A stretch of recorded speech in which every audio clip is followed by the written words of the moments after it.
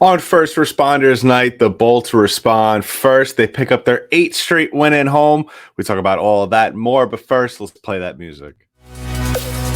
You're Locked On Lightning, your daily podcast on the Tampa Bay Lightning. Part of the Locked On Podcast Network, your team every day.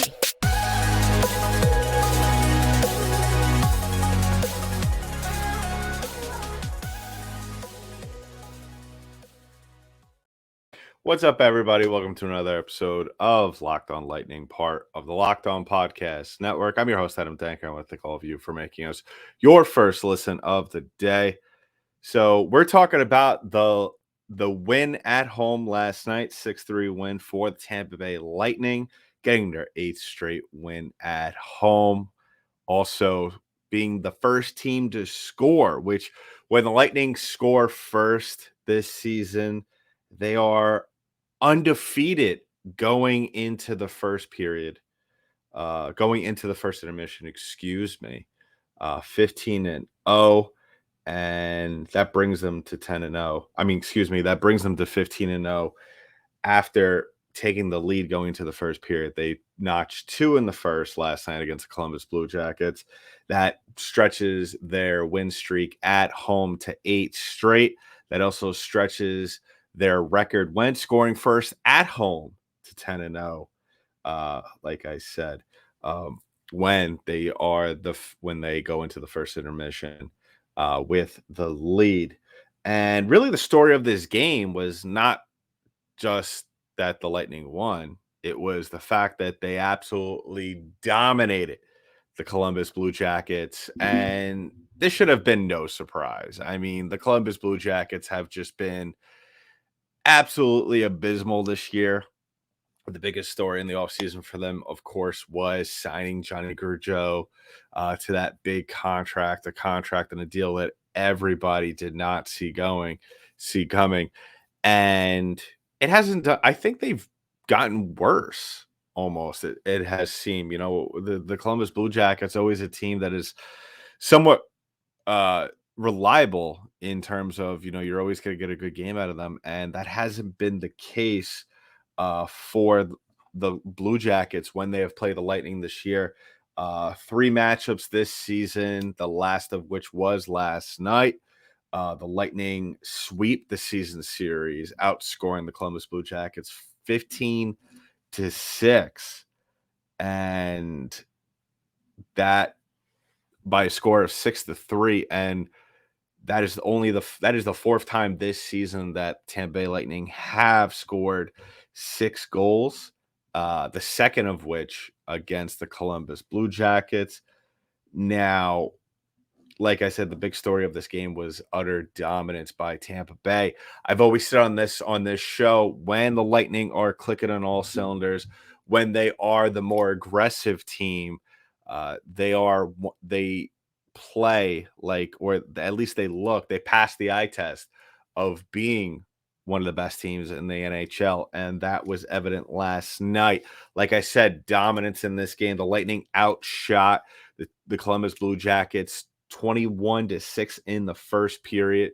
That is the most shots by the Tampa Bay Lightning in a period all season. And really, like I said, they dominated, but most importantly, they dominated a very good goaltender. In my opinion, his numbers may not reflect it, but I've spoken about when I talk about my preseason rankings, where I talk about some of the teams around the NHL. The Columbus Blue Jackets always come to mind when it comes to reliable goaltending, at least on paper. I mean, you have Elvis Merzlikins, who we saw last night, Joonas Korpisalo, who we are all at least should be somewhat familiar with. If we're talking about, if you were a Lightning fan, or at least following the Lightning at some point during the 2020 bubble playoffs.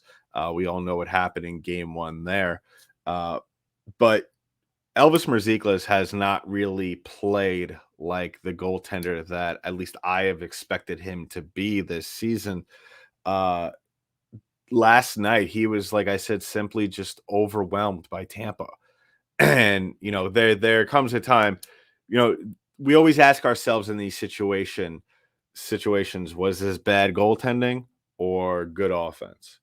And I'm inclined to say it was a little bit of both. I mean, like I said, the Lightning, the Lightning overwhelmed Merziklis. They had 1,000 shots on him. Now, obviously, that's an exaggeration, but goaltenders, good goaltenders, and we've seen this from Vasilevsky, always find a way to weather the storm. And we simply did not see that from Merziklis last night. Second most shots faced all season for Merziklis. He's had 7 games in which he has faced 30 or more shots this year, and his record in those games is 2-5 coming into this one, and he's allowed 36 goals. So not really what you want to see out of a goaltender who really you think is going to be the cream of the crop in this one. But like I said, the Tampa Bay Lightning dominated uh, almost every facet of this game. They dominated Merziklis. They made him work for it, especially early on.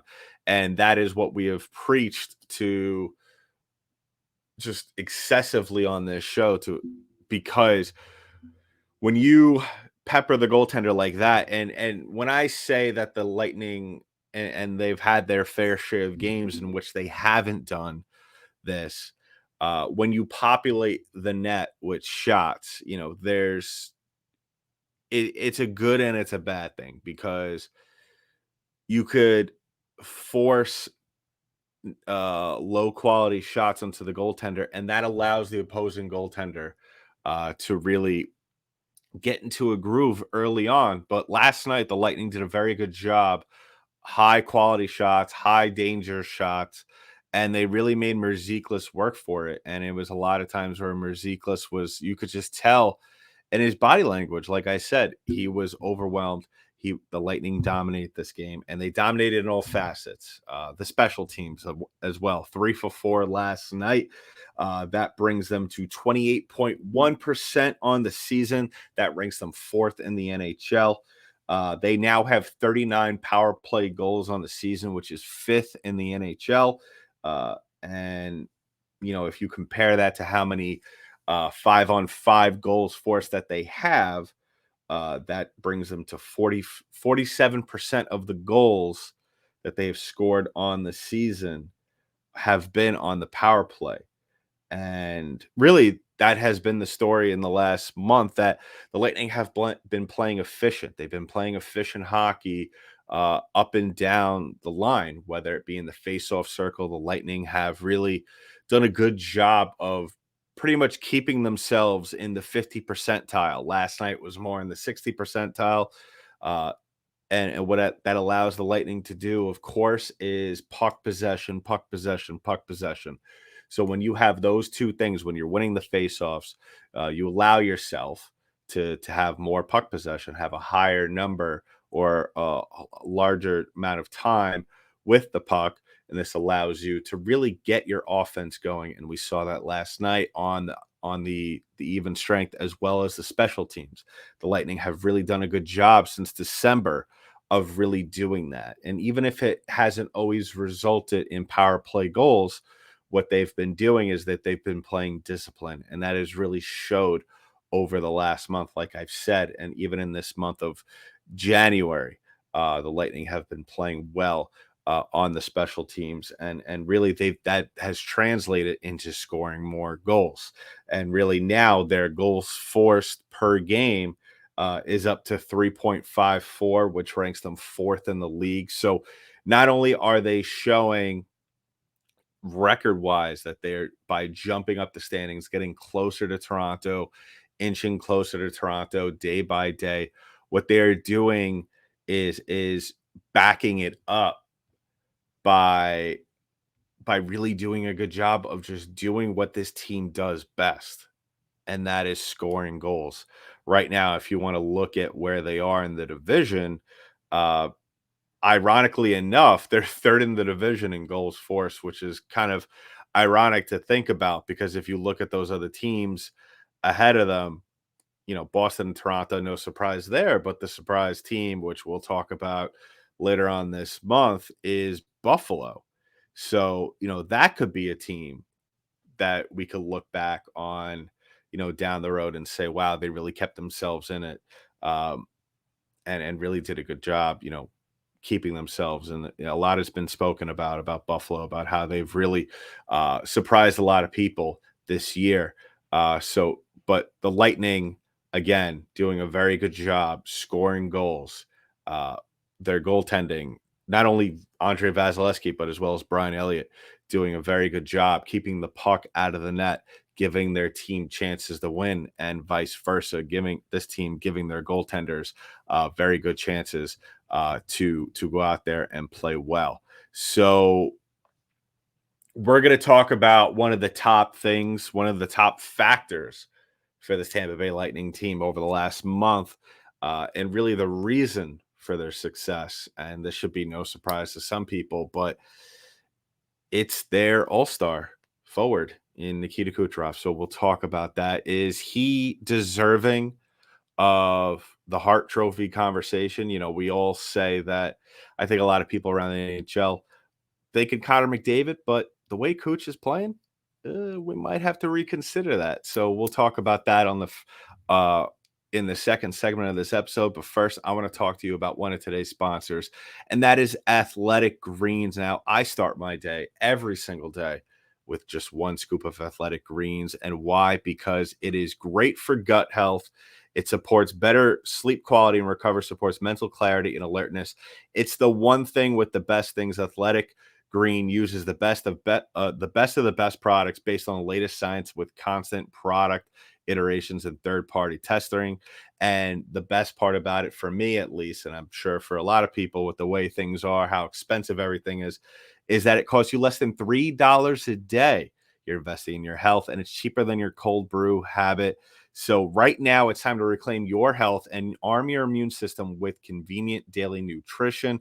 It's just one scoop in a cup of water every day. That's it. No need for a million different pills and supplements to look out for your health.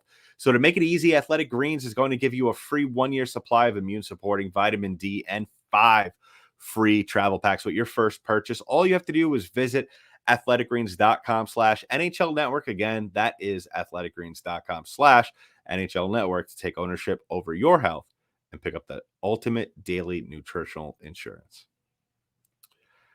So once again, I want to thank everybody for making us your first listen of the day. And if you haven't already done so, please go ahead and like and subscribe to the podcast. Give us a follow wherever podcasts are distributed in audio form. As always, subscribe to the podcast on YouTube. Subscribe to the channel. Thumbs up as well. Hit that notification button and hit that comment section below this video. We are asking ourselves the question. I'm asking the question to all of you.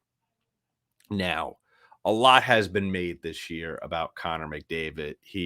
I've heard on I heard on Jeff Merrick the other day, and I'm curious as to some of you, how you feel about this. Jeff Merrick, very well respected hockey host for TSN, as well as one of the co-hosts for 32 Thoughts. My thing, he said that Connor McDavid is a shoo-in for the Hart Trophy, the NHL's MVP award, which I agree and disagree. Because isn't the most valuable player award, as it is in any sport, isn't that mainly rewarded to the player who has the biggest effect on their team? Now, my question to all of you is, how much of a difference does it make if Edmonton misses the playoffs, which I don't really know the points total right now out in the West, but I would say they're probably on the outside looking in of a divisional spot, but maybe on the fence with a wild card spot. So my question to all of you, Lightning Nation, is Nikita Kucherov, who we all know has been having a phenomenal season. I think we could agree now that, well, really on any given night, we could agree and disagree. Who is the best player on this team? I think it goes back and forth. at least over the last month, as to who the best player on this team is. Some people might say Kucherov, some others might say Braden Point. But over the last couple of weeks, I would have to say that I think that Kuch is starting to pull away, at least with best player on this team. Which means if I think, and I firmly believe this still, if I think Braden Point's a top 5 candidate for the Hart Trophy, then that must mean by default that Nikita Kucherov is at least top 3. Now, to put that in perspective, right now, after having 2 goals and 2 assists last night, equaling out to 4 points against the Columbus Blue Jackets, he now has 59 points on the season. That's 3rd best in the league, behind McDavid and Draisaitl, the 2 guys from Edmonton. And he now has 43 assists, which is tied 1st in the league. Shocking. Who is he tied with? Connor McDavid. So if the Lightning get, and I've said this over the last couple of weeks and I still believe it, I think that they could catch up to Toronto. I think that they could even catch Boston if, the stars align for themselves. Now, if that scenario were to happen, let's just say for argument's sake, or for hypotheticals, Tampa Bay finishes in 2nd place in the division, which I don't think any of us would be upset with. Having said that, and Edmonton gets in a wild card spot / possibly misses the playoffs, I think that things, and that also, this is all dependent on if Kucherov continues to play well, which obviously he doesn't seem like he's slowing down at any moment. His last 4 games, he has 3 goals and 6 points. So he's really being consistent. And I think and we all know the talent's there. I think as much as a lot of us are enjoying this run that he has had thus far this season, I think that, obviously we are not surprised. And we've always said, and I think, this is common knowledge among Lightning fans, that as long as he's stayed healthy, this is what you're going to get out of him. Maybe give or take a little bit more goals, maybe a handful or more goals. So is that really what I'm trying to say? Is that enough to put Kucherov ahead of McDavid in the Hart Trophy?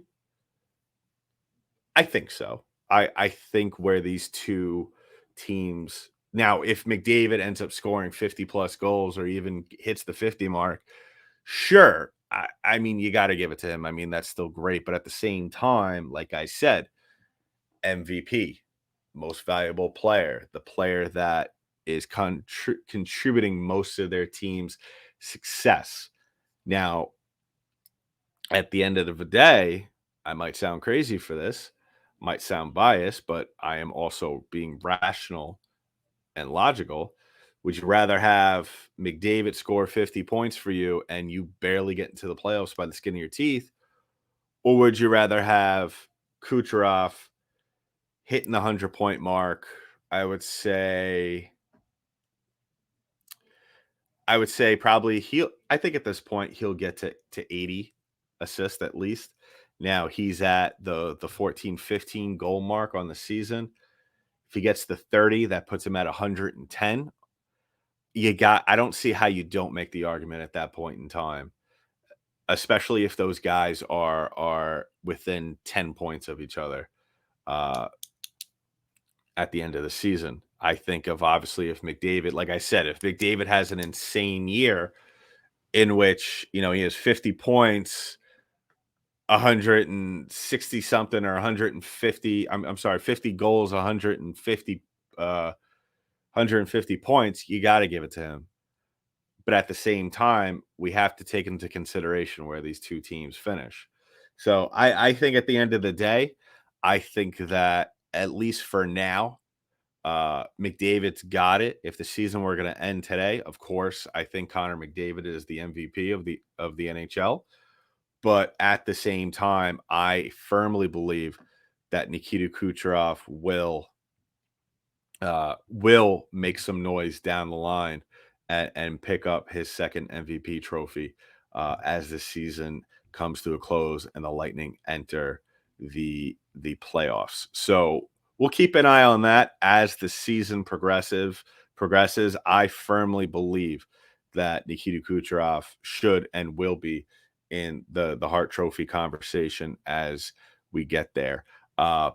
And so we're going to wrap the show up with, looking at the schedule ahead in just a bit. But first, I want to talk about today's other sponsor, and that is betonline.net. Now, betonline.net is your number one source for your sports betting info, stats, news, and analysis. Get the latest odds and trends for every professional and amateur league out there, from pro football to basketball and NHL. We've got it all at betonline.net. And so head to the website today or use your mobile device to learn more. BetOnline, where the game starts. So wrapping things up now, looking at the Tampa Bay Lightning real quick at a glance, just before we get into the schedule for the rest of the week as well as the month. Tampa is only 6 points behind the Toronto Maple Leafs, whereas they are 17 behind Boston. So like I said a couple of weeks ago, I'm not even worried about Boston right now. As much as I like to think about the potential of these two teams being within 5 points of each other as we get nearer to the end of the season, I'm focused on the Maple Leafs. I think that the Lightning are not far off in terms of performance and caliber. Right now, some other hockey fans might think otherwise, but if you look at, we always talk about the Tampa Bay Lightning as, regardless of how they're playing at this point in the season or at any point in the season, you could always bank, especially with John Cooper behind the bench and Steven Stamkos on the bench and Victor Hedman and all that leadership you got, is that this team will continue to get better and find ways to get better and improve as the season goes on. And that is quite frankly something that I can't see Toronto keeping up with as the season progresses. But so looking towards the rest of the week, we follow up these last night's good win with a couple of days off. Well, actually, a day off. Today's their day off, and they go up against the Vancouver Canucks, who one of those teams out of the West who I still feel like they think that they have a good chance to get to the playoffs. My thing about them is that, and as they sit, they're 17, 20, and 3. So, just looking at that record alone, not too bad, but also not good. Where they rank in their division, they are 6th, only not too far out of hand from only 8 points behind, from the Edmonton Oilers, who we just spoke about. I think that they're a team, and they're not a good goaltending team right now. Thatcher Demko, in my opinion, a little bit of a letdown this year, as well as just this team just, in the couple of games and periods that I've seen them this year, just have been a letdown. And you could see it in their goal differential, minus 20, 8, 10, and 1 in their at 4 and 6 in their last 10, losing their last 2. So coming to the East Coast, playing a little bit of an earlier game than West Coast teams might be accustomed to. That definitely plays into Tampa's hands, as well as coming off a very good win, like I said, against Columbus, and kind of a heavyweight fight that we saw last week against the Winnipeg Jets. I think that this is a game, and I've said this before, and I've eaten my words. And case in point, Minnesota 5-1 loss last week.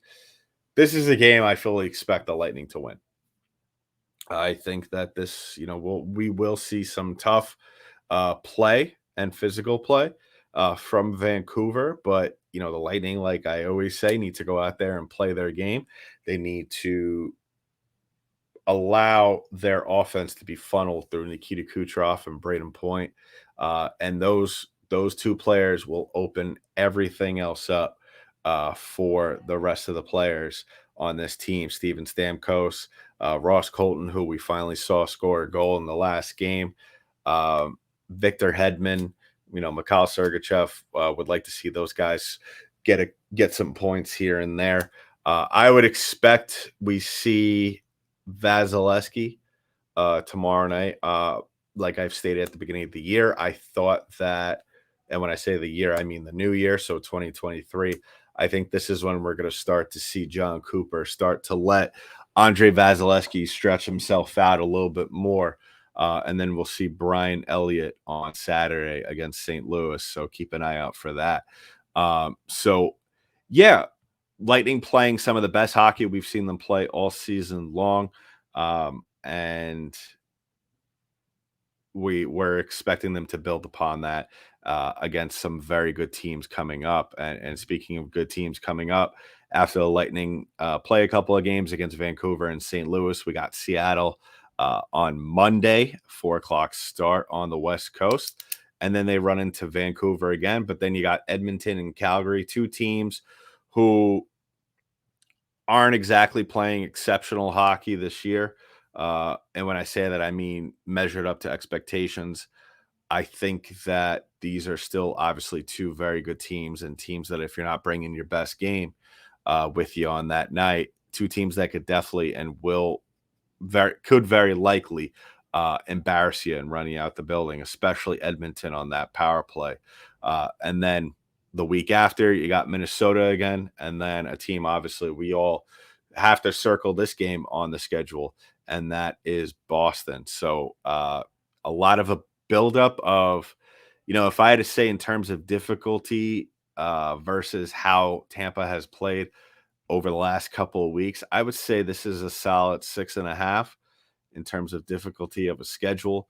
A schedule in which if the Lightning, hit a wall at any point, it won't be pretty out there, because a lot of these teams, like I previously mentioned, could definitely go out there and hurt you. So we'll be back on the next episode to talk more about Vancouver. We'll talk about the Lightning, some of these other players. We've mentioned Braden Point, Kucherov, but there's been some other players that I feel like we haven't seen their best yet. We'll talk about those guys as well. And make sure to like and subscribe to the podcast. Subscribe on our YouTube channel. Drop a comment below.